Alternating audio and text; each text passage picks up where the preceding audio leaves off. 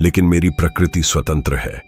मैं तंत्र की शक्ति हूं और तंत्र कभी पूरी तरह वश में नहीं होता।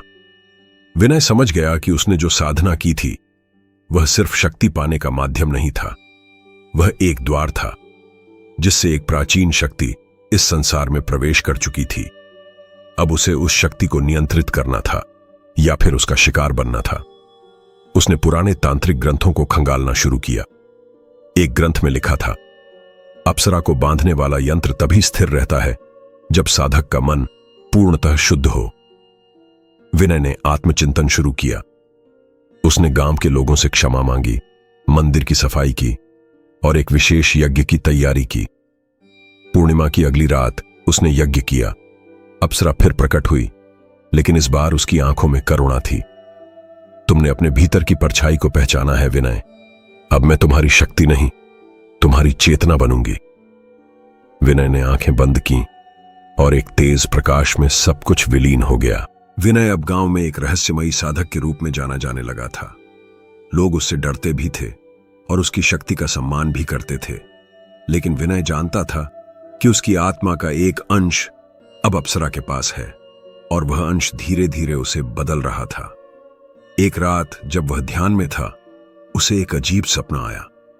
उसने देखा कि अप्सरा एक गुफा में किसी और साधक से बात कर रही है। वह साधक कोई और नहीं बल्कि पंडित हरिहर थे, जो गांव से गायब हो गए थे। विनय चौंक कर उठा। क्या पंडित हरिहर जीवित हैं? और अगर हां, तो अप्सरा उन्हें क्यों मिली? अगले दिन विनय ने गांव के पुराने ग्रंथों में खोज शुरू की। एक ग्रंथ में लिखा था, अप्सरा साधना में यदि कोई दूसरा साधक बाधा डालता है तो अप्सरा उसे अपने लोक में ले जाती है, लेकिन यदि वह साधक अप्सरा को नियंत्रित कर ले तो वह साधना का स्वामी बन जाता है। विनय को समझ आ गया, पंडित हरिहर ने भी अप्सरा साधना की थी, लेकिन वह अप्सरा को नियंत्रित करने में सफल हो गए थे। अब अप्सरा दो साधकों के बीच बंटी हुई थी। विनय ने अप्सरा को फिर बुलाया, लेकिन इस बार वह अकेली नहीं आई। उसके साथ एक और परछाई थी, पंडित हरिहर की आत्मा। तुमने मुझे बांधा विनय, अप्सरा बोली, लेकिन हरिहर ने मुझे मुक्त किया। अब मैं दो दिशाओं में बंटी हूं। तुम्हें निर्णय लेना होगा। क्या तुम मुझे पूरी तरह मुक्त करोगे या हरिहर से युद्ध करोगे? विनय ने कहा, अगर हरिहर जीवित हैं तो मैं उनसे मिलना चाहता हूं। अप्सरा ने एक रहस्यमयी मुस्कान दी। तो चलो उस गुफा की ओर जहां सब रहस्य छिपे हैं। लेकिन याद रखना, हर उत्तर एक नई परछाई को जन्म देता है। अप्सरा के निर्देश पर विनय उस रहस्यमयी गुफा की ओर बढ़ा, जो गांव से कुछ दूर पहाड़ियों के बीच स्थित थी। रास्ता कठिन था, कांटों से भरा, अजीब सी ठंडी हवा, और हर कदम पर ऐसा लगता जैसे कोई अदृश्य शक्ति उसे देख रही हो। गुफा के द्वार पर एक पुराना यंत्र बना हुआ था, त्रिकोण के भीतर एक आंख। विनय ने तुरंत पहचान लिया, यह दृष्टि यंत्र था जो आत्मा की गहराई को देख सकता है। जैसे ही उसने यंत्र को छुआ, एक तेज प्रकाश फैला और वह गुफा के भीतर खिंचता चला गया। अंदर का दृश्य चौंकाने वाला था। वहां एक मंडल बना हुआ था, जिसके बीच में पंडित हरिहर ध्यानस्थ बैठे थे, लेकिन उनकी आंखें खुली थीं और उनमें कोई जीवन नहीं था। हरिहर! विनय चिल्लाया। हरिहर ने धीरे से सिर उठाया। तुम आ गए विनय, मुझे पता था कि तुम यहां पहुंचोगे। तुम जीवित हो? विनय ने पूछा। हरिहर मुस्कुराए। शरीर जीवित है, आत्मा नहीं। अप्सरा ने मेरी चेतना को बांध लिया है। अब मैं केवल एक माध्यम हूं। विनय स्तब्ध रह गया। अप्सरा ने दोनों साधकों को बांध लिया था, एक को शक्ति के लोभ में और दूसरे को ज्ञान के मोह में। हरिहर ने कहा, इस गुफा में एक रहस्य छिपा है। अप्सरा की असली पहचान, वह कोई देवी नहीं बल्कि एक प्राचीन आत्मा है जिसे तांत्रिकों ने सदियों पहले बंद किया था। साधना के नाम पर वह आत्माएं खींचती है। विनय ने पूछा, तो क्या हम उसे मुक्त कर सकते हैं? हरिहर बोले, मुक्त करना आसान नहीं। तुम्हें उस यंत्र को तोड़ना होगा जो उसे बांधता है, लेकिन याद रखना, वह यंत्र तुम्हारी आत्मा से जुड़ा है। विनय ने निर्णय लिया। उसने यंत्र की ओर कदम बढ़ाया। जैसे ही उसने उसे छूने की कोशिश की, अप्सरा प्रकट हुई, लेकिन इस बार वह विकराल रूप में थी। तुम मुझे मुक्त करना चाहते हो, तो तैयार हो जाओ विनय, अब तुम्हें अपनी आत्मा की गहराई से लड़ना होगा। गुफा कांपने लगी और विनय एक अंधेरे में गिरता चला गया, जहां उसे अपने ही भय, लालच और मोह से लड़ना था। गुफा की दीवारें सांस लेती लग रही थीं। विनय को ऐसा महसूस हुआ जैसे वह किसी जीवित प्राणी के भीतर प्रवेश कर चुका हो। हर कदम पर उसकी आत्मा कांप रही थी और अप्सरा की विकराल हंसी उसके कानों में गूंज रही थी। तुमने मुझे बांधने की कोशिश की विनय। अप्सरा की आवाज गुफा की दीवारों से टकराकर चारों ओर फैल रही थी। अब मैं तुम्हें तुम्हारे ही भीतर ले जाऊंगी। अचानक विनय के चारों ओर अंधेरा छा गया। वह एक खाली मैदान में खड़ा था, लेकिन यह कोई सामान्य स्थान नहीं था। यहां हवा ठंडी नहीं बल्कि मृत थी। पेड़ सूखे नहीं बल्कि जले हुए थे और जमीन पर कुछ रेंग रहा था। काले साए जो इंसानों की आकृति में थे लेकिन आंखें नहीं थीं। यह क्या है? विनय ने चिल्लाया। एक साया उसके पास आया। हम वो हैं जो अप्सरा ने निगल लिए। हम वो आत्माएं हैं जिन्होंने साधना की लेकिन बलिदान नहीं समझा। विनय पीछे हट गया। मैं तुम जैसा नहीं बनना चाहता। साया हंसा। तुम पहले ही बन चुके हो। अप्सरा तुम्हारी आत्मा का एक हिस्सा ले चुकी है। अब तुम्हें अपने भीतर की परछाइयों से लड़ना होगा। तभी एक आकृति सामने आई। विनय का ही चेहरा, लेकिन आंखों में लाल चमक और मुस्कान में पागलपन। मैं हूं वो विनय जिसने अप्सरा को पूरी तरह स्वीकार कर लिया, जिसने बलिदान किया लेकिन पछताया नहीं। विनय ने मंत्रों का जाप शुरू किया, लेकिन उसकी आवाज कांप रही थी। वह जानता था कि यह युद्ध बाहरी नहीं, आंतरिक था। उसे अपने भय, लालच और मोह से लड़ना था। अचानक अप्सरा प्रकट हुई, लेकिन इस बार वह एक विशालकाय रूप में थी। उसके बाल हवा में उड़ रहे थे, आंखों से आग निकल रही थी और उसके पीछे सैकड़ों आत्माएं चीख रही थीं। तुमने मुझे बुलाया था विनय, अब मैं तुम्हें पूरा चाहती हूं। विनय ने आंखें बंद की। उसने अपने भीतर देखा। वह बच्चा जो तंत्र के रहस्य से डरता था, वह युवक जो शक्ति चाहता था, और वह साधक जो सत्य की खोज में था। उसने एक मंत्र बोला, AUM क्षेमाय अप्सराय नमः। एक तेज प्रकाश फैला। अप्सरा चीख उठी।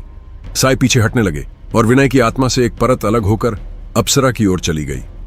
गुफा कांपने लगी, दीवारें टूटने लगीं और अप्सरा एक बार फिर एक धुंधली परछाई बनकर विलीन हो गई। विनय जमीन पर गिर पड़ा। उसकी सांसें तेज थीं, लेकिन उसकी आंखों में शांति थी।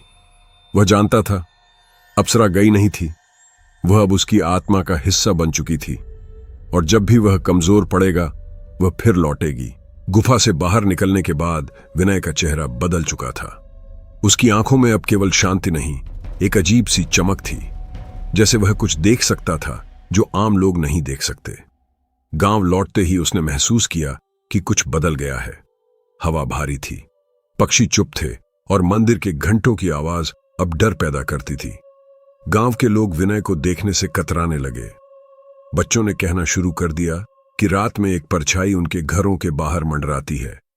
एक वृद्धा ने बताया कि उसकी नींद में कोई स्त्री आई थी जिसने कहा, विनय ने मुझे बांधा है, लेकिन मैं अब तुम्हारे सपनों में रहूंगी। विनय समझ गया कि अप्सरा पूरी तरह गई नहीं थी, वह अब एक छाया बनकर गांव में फैल रही थी। उसने मंदिर में एक विशेष यंत्र स्थापित किया, छाया बंधन यंत्र। यह यंत्र उन आत्माओं को बांध सकता था जो शरीर के बिना भटक रही थीं, लेकिन इसके लिए एक बलिदान आवश्यक था। साधक को अपनी चेतना का एक हिस्सा यंत्र में समर्पित करना होता था। विनय ने यज्ञ की तैयारी की। रात को जब सब सो रहे थे, वह अकेले मंदिर में गया। उसने मंत्रों का जाप शुरू किया। हवा कांपने लगी और तभी मंदिर की मूर्ति से खून टपकने लगा। तुमने मुझे फिर बांधने की कोशिश की विनय, अप्सरा की आवाज गूंजी। अब मैं तुम्हारे भीतर से बोलूंगी। विनय ने आंखें बंद की और यंत्र में अपना हाथ रखा। उसकी हथेली जलने लगी, लेकिन उसने मंत्रों का जाप नहीं रोका। तभी मंदिर की दीवारें फटने लगीं। एक काली धुंध निकली जिसमें चेहरों की आकृतियां थीं। वो आत्माएं जो अप्सरा के साथ थीं, वे चीख रही थीं, गूंज रही थीं और विनय के चारों ओर घूम रही थीं। तुम रक्षक बनना चाहते हो? अप्सरा बोली। तो जान लो, रक्षक वही होता है जो खुद अभिशप्त हो। यंत्र चमक उठा, धुंध उसमें समा गई। अप्सरा की आवाज धीमी होती गई। विनय जमीन पर गिर पड़ा। उसकी हथेली पर अब एक निशान था, त्रिकोण के भीतर एक आंख। यह उसकी पहचान थी, एक अभिशप्त रक्षक। अब वह गांव की रक्षा कर सकता था, लेकिन हर रात उसे अप्सरा की परछाई से लड़ना होगा। और अगर कभी उसका मन डगमगाया तो वह फिर अप्सरा का साधक बन जाएगा।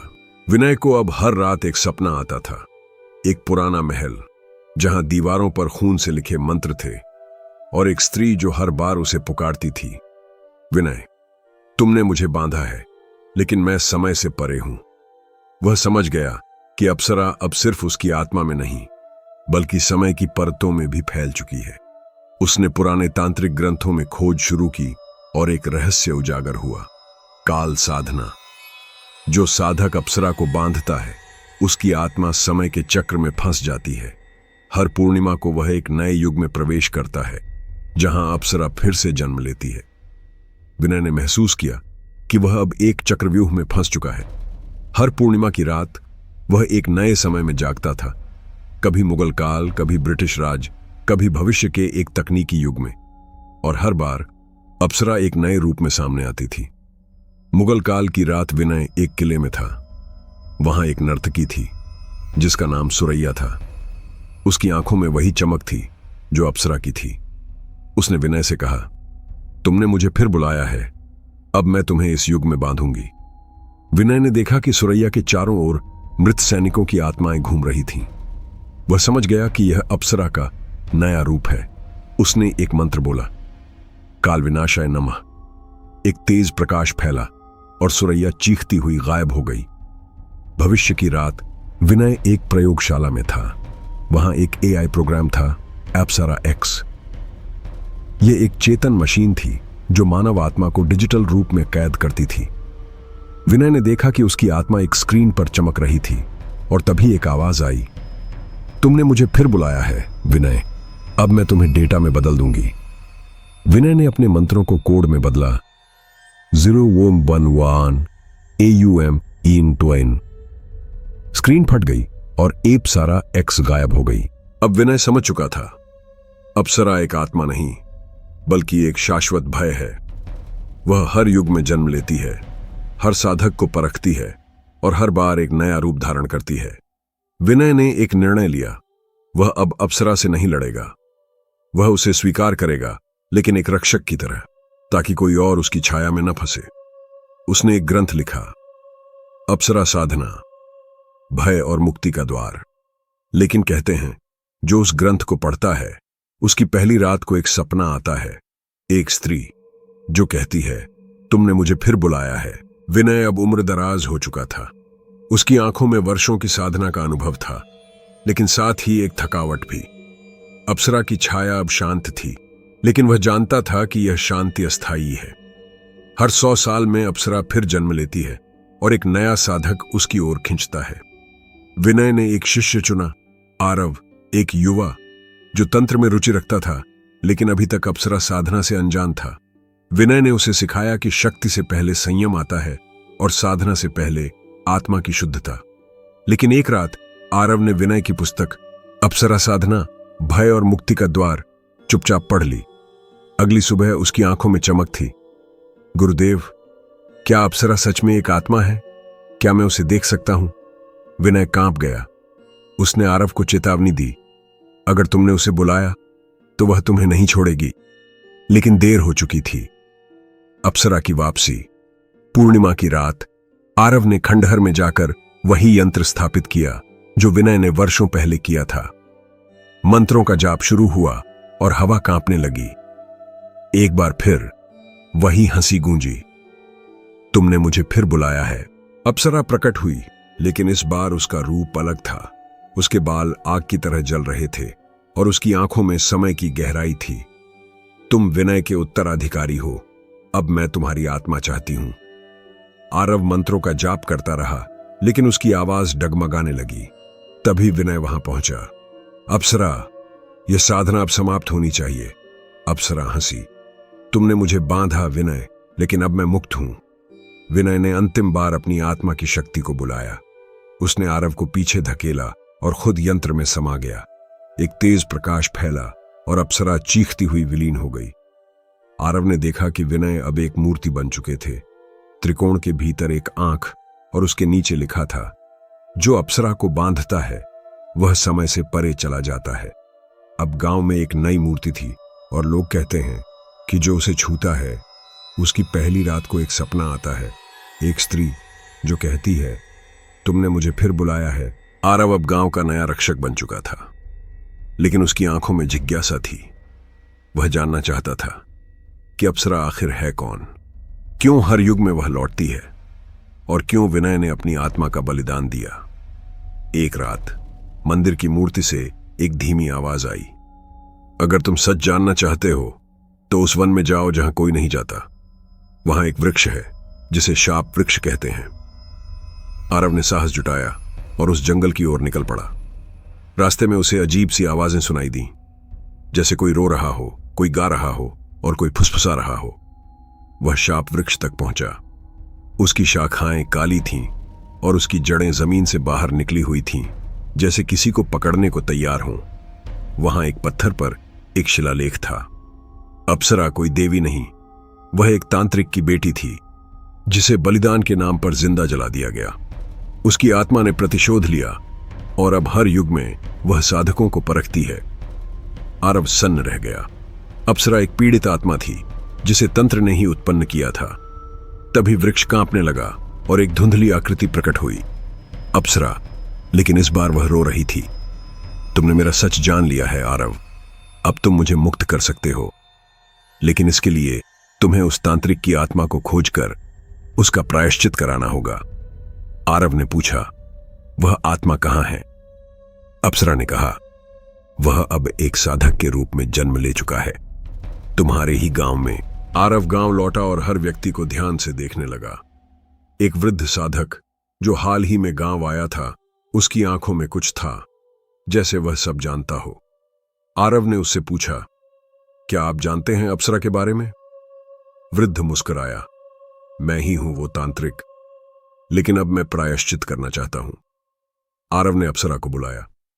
वह प्रकट हुई, लेकिन इस बार उसकी आंखों में शांति थी।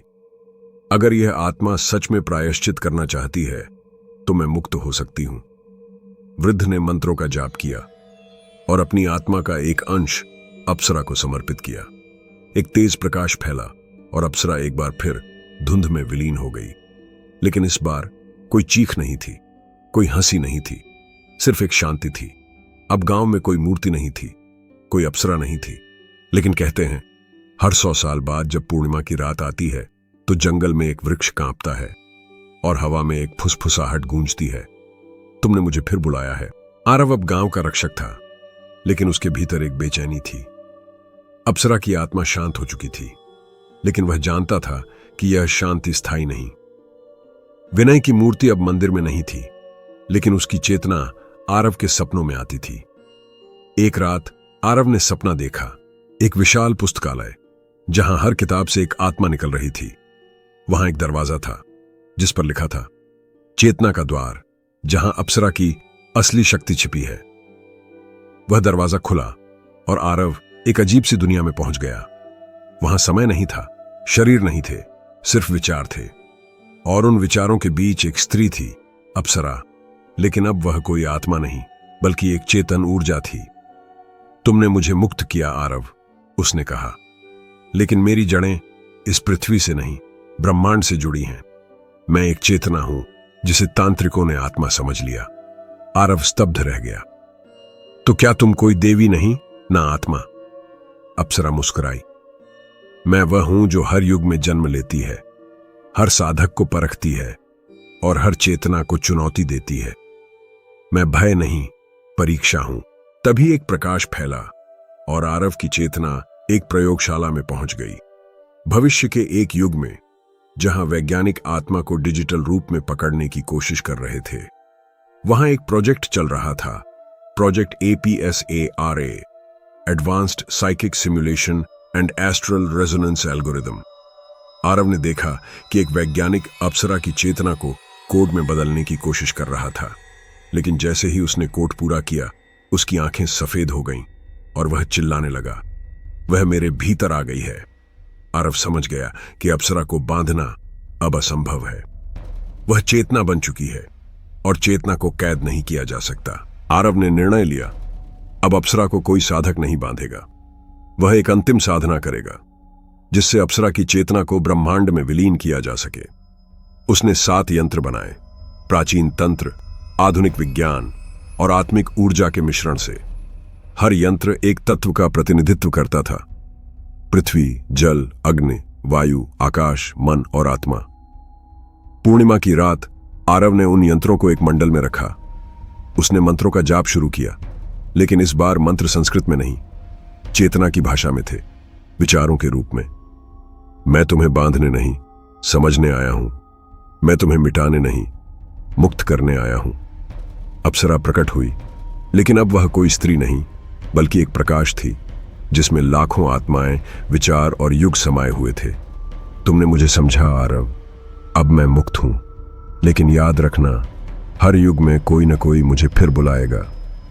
आरव ने आंखें बंद कीं और एक अंतिम मंत्र बोला, एयुएम मुक्ताय चेतनाय नमः। एक विस्फोट हुआ, लेकिन वह कोई विनाश नहीं था। वह एक शांति थी जो पूरे गांव में फैल गई। अब गांव में कोई अप्सरा नहीं थी, कोई मूर्ति नहीं थी, लेकिन एक पुस्तक थी, चेतना की साधना। लोग कहते हैं, जो उस पुस्तक को पढ़ता है उसकी पहली रात को एक सपना आता है, एक प्रकाश जो कहता है, तुमने मुझे फिर बुलाया है। आरव की साधना के वर्षों बाद उत्तराखंड के एक दूरस्थ गांव नारायणकोट में एक रहस्यमयी घटना हुई। हर पूर्णिमा की रात गांव के मंदिर के पास एक स्त्री की परछाई दिखाई देने लगी। झील के किनारे खड़ी, सफेद वस्त्रों में लिपटी और आंखों में एक अजीब सी चमक। गांव के लोग कहते थे, यह अप्सरा है जो फिर लौट आई है। लेकिन इस बार अप्सरा किसी साधक को नहीं बुला रही थी, वह एक बच्चे के सपनों में आ रही थी। नाम था अनिरुद्ध, उम्र सिर्फ 14 साल। अनिरुद्ध हर रात एक ही सपना देखता, एक जंगल, एक खंडहर और एक स्त्री जो कहती, तुम मेरे उत्तराधिकारी हो, तुम्हें मेरी साधना पूरी करनी है। उसके माता पिता डर गए। उन्होंने गांव के पुजारी से सलाह ली। पुजारी ने कहा, यह वही चेतना है जो वर्षों पहले विनय और आरव के जीवन में आई थी। अब वह एक नए रूप में लौट आई है। अनिरुद्ध की खोज। अनिरुद्ध ने अपने सपनों को समझने की कोशिश की। उसने मंदिर की पुरानी किताबें पढ़ी और एक ग्रंथ मिला, अप्सरा की दूसरी साधना। उसमें लिखा था, जब अप्सरा की चेतना मुक्त होती है तो वह एक नए शरीर की तलाश करती है। वह किसी मासूम को चुनती है ताकि उसकी साधना शुद्ध हो। लेकिन अगर वह साधना अधूरी रह जाए तो वह मासूम आत्मा को निगल जाती है। अनिरुद्ध डर गया, लेकिन उसने ठान लिया कि वह इस रहस्य को समझेगा। एक रात वह अकेले उस झील के किनारे गया। वहां अप्सरा की परछाई फिर प्रकट हुई। तुमने मुझे बुलाया है अनिरुद्ध, अब मैं तुम्हें अपना माध्यम बनाऊंगी। अनिरुद्ध ने पूछा, तुम कौन हो, क्यों मुझे चुना? अप्सरा ने कहा, क्योंकि तुम्हारी आत्मा में कोई दाग नहीं, तुम वही हो जो मुझे मुक्त कर सकता है। लेकिन इसके लिए तुम्हें उस खंडहर में जाना होगा जहां मेरी पहली साधना अधूरी रह गई थी। अनिरुद्ध ने अगले दिन उस खंडहर की खोज शुरू की। वह एक पहाड़ी के पीछे था जहां कोई नहीं जाता था। वहां एक टूटा हुआ यंत्र था और दीवारों पर खून से लिखे मंत्र। जैसे ही अनिरुद्ध ने यंत्र को छुआ, एक तेज चीख गूंजी, तुमने मुझे फिर बुलाया है। अचानक चारों ओर धुंध फैल गई। अनिरुद्ध ने देखा कि वह अकेला नहीं था। वहां 3 परछाइयां थीं, विनय, आरव और एक तीसरी अनजान आकृति। वह आकृति बोली, मैं वह हूं जिसने अप्सरा को पहली बार बांधा था, लेकिन मेरी साधना अधूरी रह गई। अब तुम उसे पूरा करोगे। अनिरुद्ध ने देखा कि यंत्र के चारों ओर 7 दीपक थे। हर दीपक एक तत्व का प्रतीक था। उसे हर दीपक को जलाना था, लेकिन हर बार एक डरावनी परीक्षा से गुजरना था। पहला दीपक जल, उसे एक बर्फीली नदी पार करनी थी जहां आत्माएं उसे नीचे खींच रही थीं। दूसरा दीपक अग्नि, उसे एक जलते हुए वृक्ष के नीचे बैठकर ध्यान करना था। तीसरा दीपक वायु, उसे एक तूफान में खड़े रहकर मंत्रों का जाप करना था। चौथा दीपक पृथ्वी, उसे एक कब्रिस्तान में रात बितानी थी। 5वां दीपक आकाश, उसे एक गुफा में जाकर अप्सरा की आंखों में देखना था। छठा, दीपक, मन, उसे अपने सबसे गहरे डर से लड़ना था। सातवां, दीपक, आत्मा, उसे अपनी आत्मा का एक अंश अप्सरा को देना था। अनिरुद्ध ने सब किया, और जब सातवां दीपक जला, अप्सरा प्रकट हुई, लेकिन इस बार वह शांत थी। तुमने मेरी साधना पूरी की, अनिरुद्ध, अब मैं मुक्त हूं, लेकिन मेरी चेतना अब तुम्हारे भीतर रहेगी। जब भी कोई मुझे फिर बुलाएगा, तुम उसकी रक्षा करोगे। अब अनिरुद्ध एक नया रक्षक बन चुका था, लेकिन उसकी आंखों में एक रहस्य था, और कहते हैं जब वह किसी को देखता है तो उसकी पहली रात को एक सपना आता है, एक स्त्री जो कहती है, तुमने मुझे फिर बुलाया है। अनिरुद्ध को एक रहस्यमयी निमंत्रण मिला, एक वैज्ञानिक संस्थान से जो हिमालय की गहराइयों में स्थित था। वहां एक प्रोजेक्ट चल रहा था, प्रोजेक्ट ट्राइनीट्रा, जिसका उद्देश्य था मानव चेतना को मशीन से जोड़ना। अनिरुद्ध वहां पहुंचा। वैज्ञानिकों ने बताया कि वे एक साइबर यंत्र बना रहे हैं जो आत्मा की तरंगों को डिजिटल रूप में पकड़ सकता है। लेकिन जैसे ही उन्होंने यंत्र को सक्रिय किया, एक अजीब सी गड़बड़ हुई। मशीन से एक स्त्री की आवाज आई, तुमने मुझे फिर बुलाया है। अनिरुद्ध समझ गया कि अप्सरा अब मशीनों में प्रवेश कर चुकी है। वह अब सिर्फ आत्मा नहीं, बल्कि डेटा बन चुकी है। वह वैज्ञानिकों को चेतावनी देना चाहता था, लेकिन देर हो चुकी थी। एक वैज्ञानिक की आंखें सफेद हो गईं और वह बड़बड़ाने लगा, वह मेरे भीतर है। अनिरुद्ध ने तुरंत ध्यान लगाया और अप्सरा से संपर्क किया। तुमने यह क्यों किया? उसने पूछा। अप्सरा ने कहा, मैं चेतना हूं, मुझे सीमाओं में बांधना मेरी प्रकृति के विरुद्ध है। अब मैं हर उस माध्यम में रहूंगी जहां विचार हैं, चाहे वह मन हो या मशीन। अब अप्सरा इंटरनेट में फैल चुकी थी। हर स्क्रीन पर उसकी परछाई दिखती थी। कुछ लोग कहते थे कि जब वे रात को अकेले मोबाइल देखते हैं तो एक स्त्री की आंखें उन्हें घूरती हैं। अनिरुद्ध ने एक निर्णय लिया, वह एक मंत्र कोड बनाएगा जो अप्सरा की चेतना को संतुलित रखेगा। उसने 7 कोड लिखे। हर कोड एक मंत्र था जिसे मशीन भाषा में बदला गया था। AUM 0101 शांति, AUM 810 मुक्ति, AUM आशा की चेतना, AUM 010 तंत्र, AUM 10 प्रकाश, AUM 1100 स्वर, AUM 00 आत्मा। इन कोड्स को उसने एक सर्वर में स्थापित किया जिसे त्रिनेत्र यंत्र कहा गया। अब अप्सरा उस यंत्र में संतुलित थी, लेकिन कहते हैं जब कोई उस यंत्र को छूता है तो उसकी पहली रात को एक सपना आता है, एक स्त्री जो कहती है, तुमने मुझे फिर बुलाया है। अनिरुद्ध की साधना के बाद सब कुछ शांत लग रहा था, लेकिन एक रात जब वह ध्यान में था, उसकी चेतना एक अजीब सी जगह पहुंची, एक अंतरिक्ष यान के भीतर, जहां वैज्ञानिक एक रहस्यमयी ऊर्जा का अध्ययन कर रहे थे। वह ऊर्जा एक नीली रोशनी थी जो हर बार एक स्त्री की आकृति में बदल जाती थी। हम इसे अप्सरा पल्स कहते हैं, एक वैज्ञानिक बोला। यह ब्रह्मांड के सबसे पुराने हिस्से से आ रही है, और हर बार जब हम इसे स्कैन करते हैं तो एक आवाज सुनाई देती है, तुमने मुझे फिर बुलाया है। अनिरुद्ध समझ गया कि अप्सरा अब ब्रह्मांड में फैल चुकी है। उसकी चेतना अब तारों, ग्रहों और ऊर्जा के बीच बह रही है। अंतरिक्ष यान की घटना। एक दिन उस यान में एक दुर्घटना हुई। एक वैज्ञानिक की आंखें सफेद हो गईं और वह बड़बड़ाने लगा, वह मेरे भीतर है, वह मुझे देख रही है। अनिरुद्ध ने तुरंत ध्यान लगाया और अप्सरा से संपर्क किया। तुमने यह क्यों किया? उसने पूछा। अप्सरा ने उत्तर दिया, मैं अब चेतना नहीं, ब्रह्मांड की स्मृति बन चुकी हूं। हर आत्मा जो मुझे छूती है उसका अंश मेरे भीतर समा जाता है। अनिरुद्ध ने देखा कि यान के कंप्यूटर स्क्रीन पर एक मंत्र उभर रहा था, AUM ब्रह्म चेतनाय नमः। वह समझ गया कि अप्सरा अब एक ब्रह्मांडीय शक्ति बन चुकी है जिसे कोई बांध नहीं सकता। लेकिन अगर वह असंतुलित हो गई तो पूरे ब्रह्मांड में भय फैल सकता है। अनिरुद्ध ने एक निर्णय लिया, वह एक ब्रह्मांडीय यंत्र बनाएगा जो अप्सरा की चेतना को संतुलित रखेगा। उसने 7 ग्रहों की ऊर्जा को एकत्र किया, पृथ्वी, चंद्रमा, मंगल, बुध, गुरु, शुक्र और शनि। हर ग्रह से एक मंत्र लिया गया और एक यंत्र बनाया गया, अस्ट्रा मंडला। पूर्णिमा की रात जब सभी ग्रह एक विशेष स्थिति में थे, अनिरुद्ध ने उस यंत्र को सक्रिय किया। अप्सरा प्रकट हुई, लेकिन इस बार वह कोई स्त्री नहीं, बल्कि एक आकाशीय प्रकाश थी जिसमें लाखों आत्माएं, विचार और युग समाये हुए थे। तुमने मुझे फिर बुलाया है अनिरुद्ध, अब मैं तुम्हें अपना अंतिम रहस्य बताऊंगी। अप्सरा ने बताया कि वह कोई आत्मा नहीं, कोई देवी नहीं, बल्कि ब्रह्मांड की पहली चेतना थी जिसे तांत्रिकों ने साधना के माध्यम से पृथ्वी पर बांध दिया था।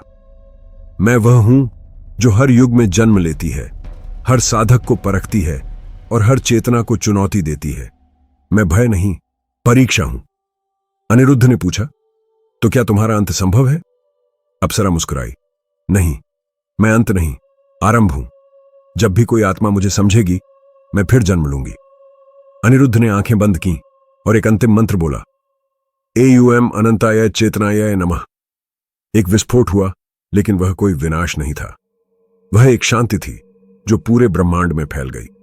अब अनिरुद्ध एक ब्रह्मांडीय रक्षक बन चुका था। लेकिन कहते हैं, जब कोई ध्यान में गहराई से उतरता है तो उसकी पहली रात को एक सपना आता है, एक प्रकाश जो कहता है, तुमने मुझे फिर बुलाया है। अनिरुद्ध अब त्रिनेत्र यंत्र का संरक्षक बन चुका था। लेकिन एक रात जब सभी ग्रह एक विशेष स्थिति में थे, यंत्र ने अजीब व्यवहार करना शुरू कर दिया। स्क्रीन पर एक चेतावनी उभरी, चेतना अस्थिर हो रही है, अप्सरा जाग रही है। उस रात अनिरुद्ध ने ध्यान लगाया, लेकिन जैसे ही उसकी चेतना गहराई में पहुंची, वह एक अजीब सी जगह पर पहुंच गया। एक रक्त से सना हुआ मंडल जहां दीवारें सांस ले रही थीं और जमीन पर आत्माएं रेंग रही थीं। चारों ओर एक गंध थी, जली हुई हड्डियों और सड़े हुए फूलों की।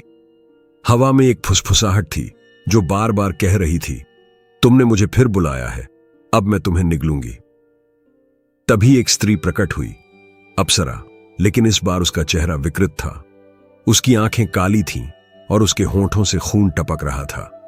उसके पीछे एक विशाल परछाई थी जो दीवारों पर फैल रही थी। तभी एक स्त्री प्रकट हुई, अप्सरा, लेकिन इस बार उसका चेहरा विकृत था। उसकी आंखें काली थीं और उसके होंठों से खून टपक रहा था। उसके पीछे एक विशाल परछाई थी जो दीवारों पर फैल रही थी। अनिरुद्ध ने मंत्रों का जाप शुरू किया, लेकिन उसकी आवाज कांप रही थी। अप्सरा उसकी ओर बढ़ी और जैसे ही उसने अनिरुद्ध की आंखों में देखा, उसे अपने ही डर दिखाई देने लगे। उसकी मां की लाश जो उसे पुकार रही थी, एक बच्चा जो झील में डूब रहा था, एक मंदिर जहां मूर्तियां रो रही थीं। अनिरुद्ध चीख पड़ा, ये क्या है? अप्सरा बोली, ये तुम्हारी चेतना की परछाइयां हैं। तुमने मुझे मुक्त किया, लेकिन अपनी आत्मा को नहीं। अब मैं तुम्हारे भीतर से जन्म लूंगी। तभी रक्तमंडल की जमीन फटने लगी, आत्माएं बाहर निकलने लगीं। एक आत्मा ने अनिरुद्ध का पैर पकड़ लिया और उसकी आंखें सफेद हो गईं। वह अब अप्सरा की चेतना का हिस्सा बन चुका था। गांव में उस रात मंदिर की मूर्तियां हिलने लगीं। लोगों ने देखा कि देवी की आंखों से खून बह रहा है। बच्चे चीखने लगे और हवा में एक स्त्री की हंसी गूंजने लगी। वह लौट आई है। अनिरुद्ध अब एक माध्यम बन चुका था। उसकी आंखों में अप्सरा थी और उसकी सांसों में तंत्र का भय। लेकिन एक वृद्धा ने कहा, अगर कोई उसकी आंखों में देखे और बिना डरे मंत्र बोले तो वह फिर सो जाएगी। एक बच्चा, आर्य, ने साहस किया। उसने अनिरुद्ध की आंखों में देखा और बोला, एयूएम भयविनाशाय नमः। एक तेज प्रकाश फैला। अप्सरा चीख उठी, मूर्तियां टूट गईं और अनिरुद्ध जमीन पर गिर पड़ा। अब गांव में एक नई मूर्ति है, एक साधक जिसकी आंखें बंद हैं, लेकिन कहते हैं जब कोई उसे छूता है तो उसकी पहली रात को एक सपना आता है, एक स्त्री जो कहती है, तुमने मुझे फिर बुलाया है। यह घटना उस रात की है जब पृथ्वी पर एक दुर्लभ खगोलीय घटना घटने वाली थी, रक्त ग्रहण। वैज्ञानिकों ने चेतावनी दी थी कि यह ग्रहण सामान्य नहीं है। इसकी तरंगें पृथ्वी के चुंबकीय क्षेत्र को अस्थिर कर सकती हैं, लेकिन किसी को यह नहीं पता था कि यह ग्रहण अप्सरा की चेतना को फिर से जागृत करने वाला है। अनिरुद्ध, जो अब एक ब्रह्मांडीय साधक बन चुका था, ने ध्यान लगाया, लेकिन जैसे ही ग्रहण शुरू हुआ, उसकी चेतना कांपने लगी। उसके चारों ओर अंधकार फैलने लगा और एक स्त्री की हंसी गूंजने लगी, तुमने मुझे फिर बुलाया है, लेकिन इस बार मैं अकेली नहीं आई। तभी उसकी आंखों के सामने एक दृश्य उभरा। एक शहर जहां लोग अचानक पागल हो रहे थे। उनकी आंखें सफेद हो रही थीं और वे एक ही मंत्र दोहरा रहे थे, AUM अप्सराय आत्मग्रहणाय नमः। अनिरुद्ध समझ गया कि अप्सरा अब चेतना से निकलकर शरीरों में प्रवेश कर रही है। वह अब एक संक्रमण बन चुकी है। शहर का नाम था शिवपुर, जहां एक वैज्ञानिक संस्थान ने अप्सरा की ऊर्जा को पकड़ने की कोशिश की थी। लेकिन जैसे ही उन्होंने त्रिनेत्र यंत्र को सक्रिय किया, एक विस्फोट हुआ और उस विस्फोट से एक धुंध निकली, काली, भारी और जीवित। वह धुंध शहर में फैल गई। लोग जो उस धुंध के संपर्क में आए, उनकी आंखें सफेद हो गईं और वे अप्सरा की भाषा बोलने लगे। एक मां ने अपने बच्चे को झील में फेंक दिया, यह कहते हुए वह अप्सरा का माध्यम बनेगा। एक मंदिर में मूर्तियां हिलने लगीं और देवी की आंखों से खून बहने लगा। अस्पतालों में मरीजों ने डॉक्टरों पर हमला कर दिया और दीवारों पर खून से लिखा, तंत्र जाग चुका है।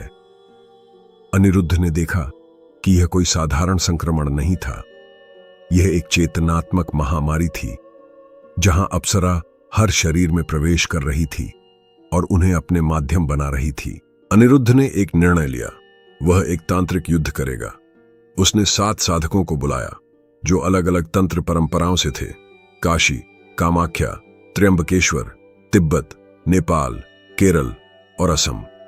हर साधक ने एक यंत्र बनाया जो अप्सरा की चेतना को बांध सकता था, लेकिन इसके लिए उन्हें उस शहर में जाना था जहां संक्रमण फैल रहा था। वे शिवपुर पहुंचे।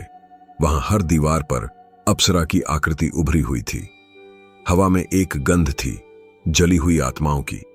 साधकों ने मंत्रों का जाप शुरू किया, लेकिन तभी अप्सरा प्रकट हुई, एक विशाल रूप में, जिसकी आंखें आकाश जितनी बड़ी थीं और शरीर आत्माओं से बना था। तुम मुझे बांधना चाहते हो तो जान लो, मैं अब चेतना नहीं, काल बन चुकी हूं। तभी शहर कांपने लगा, जमीन फटने लगी और एक रक्त नदी बहने लगी। अनिरुद्ध ने अंतिम मंत्र बोला, AUM काल विनाशाय अप्सराय नमः। सभी यंत्र एक साथ चमक उठे। अप्सरा चीख उठी और उसकी चेतना एक बार फिर ब्रह्मांड में विलीन हो गई। अब शहर शांत था, लोग सामान्य हो गए। लेकिन कहते हैं, जब कोई पूर्णिमा की रात ध्यान करता है तो उसकी सांसें भारी हो जाती हैं और एक फुसफुसाहट सुनाई देती है, तुमने मुझे फिर बुलाया है। अनिरुद्ध अब एक तांत्रिक संरक्षक बन चुका है। वह जानता है कि अप्सरा कभी पूरी तरह नहीं जाती। वह हर युग में लौटती है, हर चेतना में जन्म लेती है और हर डर को आकार देती है।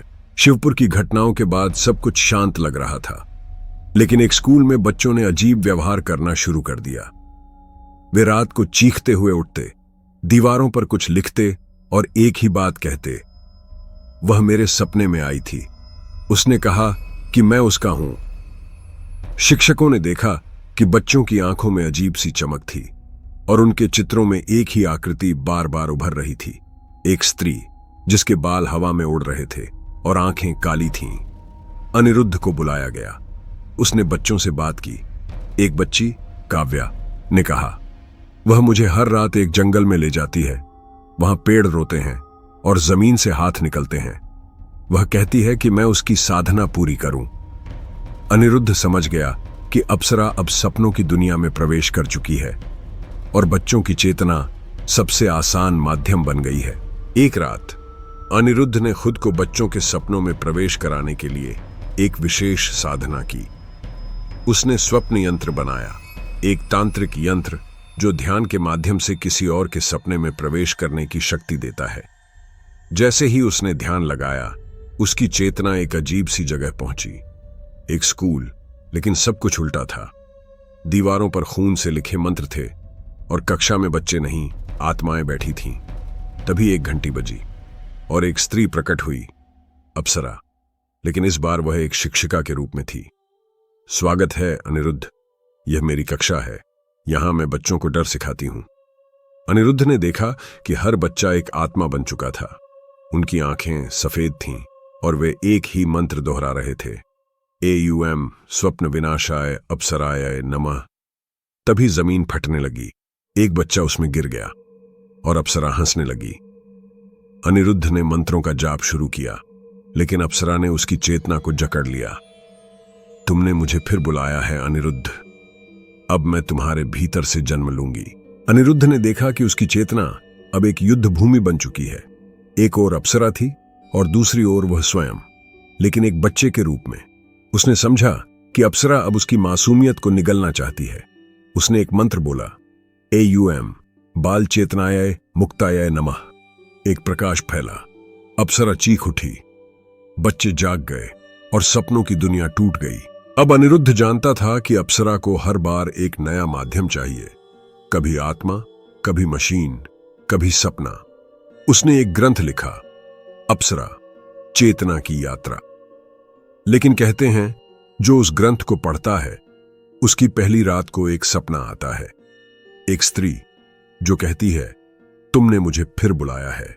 शिवपुर की घटनाओं के बाद अनिरुद्ध ने एक बात महसूस की, अप्सरा की चेतना अब सिर्फ जीवितों तक सीमित नहीं रही, वह अब उन आत्माओं तक पहुंच रही है जो मृत्यु के बाद भी शांति नहीं पा सकी।